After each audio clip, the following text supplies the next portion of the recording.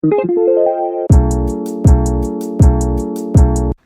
up everyone, my name is Kelly Bates and today we are going to be starting the first episode of this new series, Holy Matrimony. And I'm going to be starting by talking about Gottman Chapter 8, the 2 kinds of marital conflict, because just one kind of marital conflict is truly not enough. So Gottman writes on page 137, too often couples feel mired in conflict or distance themselves from each other as a protective device. I think this really speaks to the fact that conflict can be very uncomfortable and it's not something that maybe even gets easier over time, but it is a part of relationships and it's important to discuss. So the first type of conflict that we're going to be discussing is perpetual conflict, otherwise known as ongoing conflict. Gottman argues that 69% of marital issues are perpetual conflict, and in unstable marriages, perpetual problems like these eventually kill the relationship because they create this sense of gridlock. Sometimes when we are so inundated in our beliefs and the conversations become devoid of humor, conflict can make people feel rejected and can make people feel like they're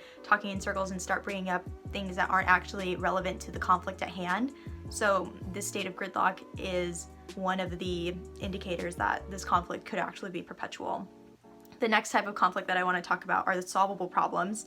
And the main difference that I think I'm finding between perpetual and solvable problems is that solvable problems are more situational. Solvable problems are specific to a time and place. The main takeaways that I have from this chapter are that conflict isn't a bad thing and that negative emotions are important, but it's really most important to understand that no one is right and that acceptance is crucial, especially in conflict because it can be so uncomfortable. It's really important to not only validate how your partner is feeling in the conflict situation, but also to stay strong and firm in your beliefs. Ultimately, this brings us back to principle 2, which we talked about earlier, in where to solve the conflict, we need to focus on fondness and admiration. So my discussion